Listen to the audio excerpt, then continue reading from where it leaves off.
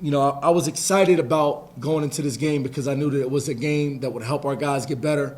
We worked on our habits this week, just, breaking the press, being strong with the ball. We all know like turnovers was a huge area that needed to be addressed for us. I think our guys responded that way against a team that pressures you the whole game. So I'm just proud of our guys, how they responded. Morgan State's a tough team, and just happy that these two guys made a couple shots today.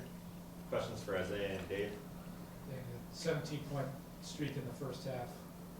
When did you know you had the hot hand? And how did it feel? That was Isaiah. That was Isaiah. Oh, was that? Mr. Sorry. Isaiah.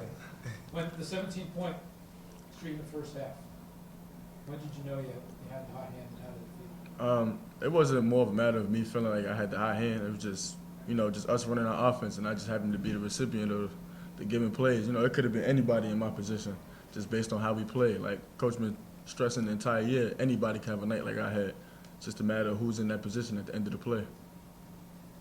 David, you had a streak too right after Isaiah's. So does that indicate that the team is recognizing, where the shooting needs to come from? Honestly, Hot hand, the guy with the hot hand is getting involved? honestly, no. I think our teammates just recognize that we got it going a little bit, and that they try to look for us a little bit more, and it just come in the offense. Like if I make a shot, then one of my teams go, oh, DB's made a shot. Let's reverse the ball, get it back to him. Things like that, recognizing. David, I know you had the end. It woke the guys up. It woke the crowd up.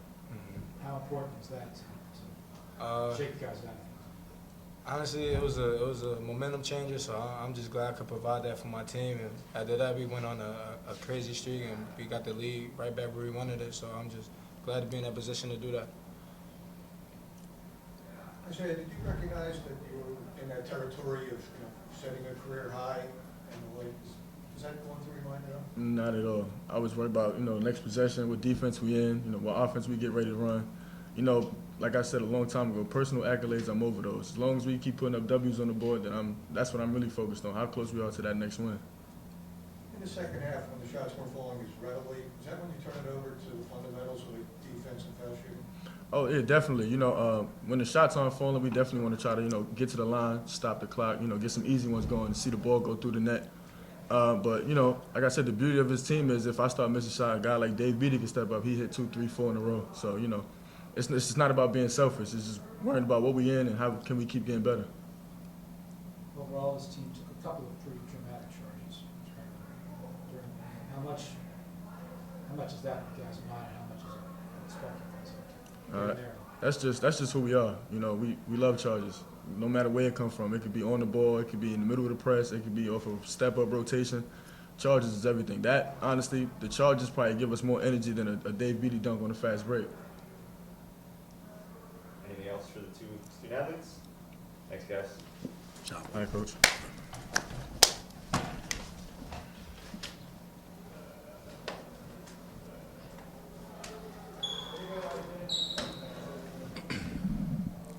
Question for John. Go ahead. You guys came out and set the tone early, 27 first half points allowed. Was that a major focus on your pregame? We always want to set the tone, especially on the defensive end. Our starters have done a great job of just starting the game off, locked in, setting the tone. I think we got to do a better job of when we go to our bench, maintaining that momentum that we start the game with.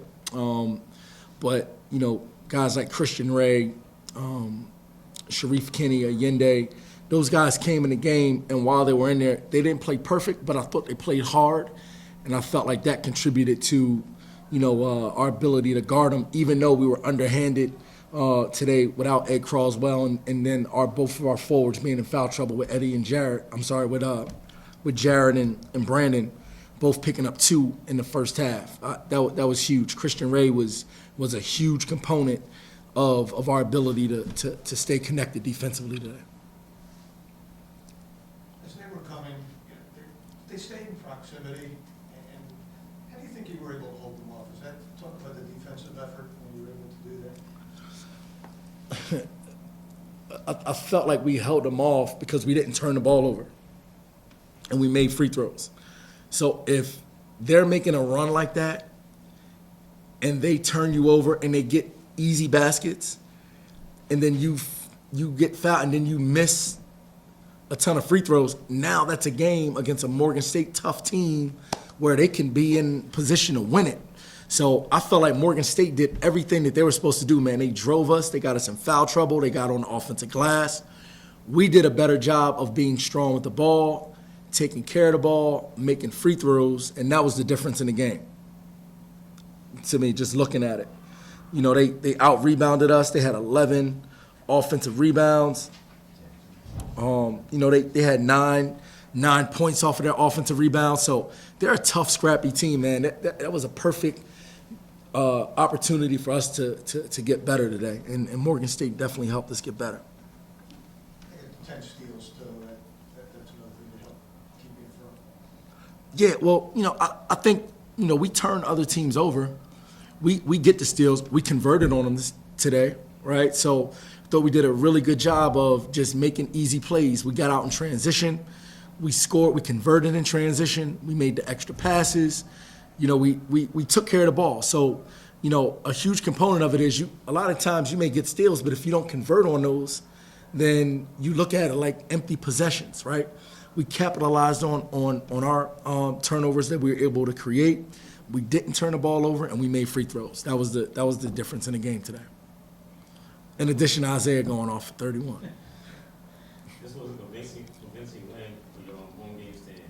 Would you thought of a better way to start it off? You know what? We won. And I tell our guys all the time, like last year, man, we were struggling, looking for answers. Now we're in a position where we're still looking for answers, but we're winning games, and now we're able to evaluate our team and figure out, okay, we won, but what do we need to continue to get better at? I think that's where we're at, man. We just gotta, you know, keep getting better, keep focusing on different areas that we need to improve, and just, you know, come to practice every day just with that mindset. This is the second year. Can you speak on the growth of your returning players? You know what, man? I feel like those guys, after having an entire spring and summer, they understand where I'm coming from. I think last year I was coming in, I was a first-year head coach. So there were certain things, I was still an assistant coach in my mind a lot of times with the information I would give our players. You know what I mean? Sometimes too much information. Sometimes I was a little bit too hard on them when I probably shouldn't have been. Sometimes I just, you know, changed my approach, and, you know, I was learning on the fly. I think I'm a lot more comfortable. So I think the returning guys recognize that in me because they were with me last year. So they understand, like, all right, yo, coach isn't as crazy as he was last year. So I think that those guys have a little bit more peace of mind, and they know I trust them. And I think it's finally starting to come together, but we got to keep getting better, man. We can't relax. We got to stay focused on the things that we need to do in order to improve. Actually, at one point, they announced all the guys former players who were here today. And I know Lionel's here often enough, but what does it mean to you that he's around for these young guys? I mean, Train is the ultimate ambassador for not just LaSalle, but for Philadelphia basketball. You got a local All-American coming out of high school, could have went anywhere in the country, stayed home, played at LaSalle, scored 3,000 points, won National Player of the Year, lottery pick. Like, he's like what every kid from Philadelphia dreams of becoming, right? And to have him connected to our program means everything. This is his program. So I'm lucky that he's supporting us in everything that we do, because we're just trying to duplicate the success that he had. It would be nice if I can find another Lionel Simmons somewhere. Like, that'd be awesome.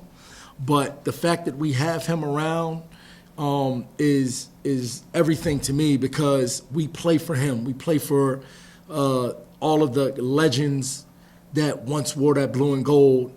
And it's important that our young guys know that there were great players that came here. There were great teams that wore the blue and gold, that played with the pride that I want our guys to play with every time they put the uniform on.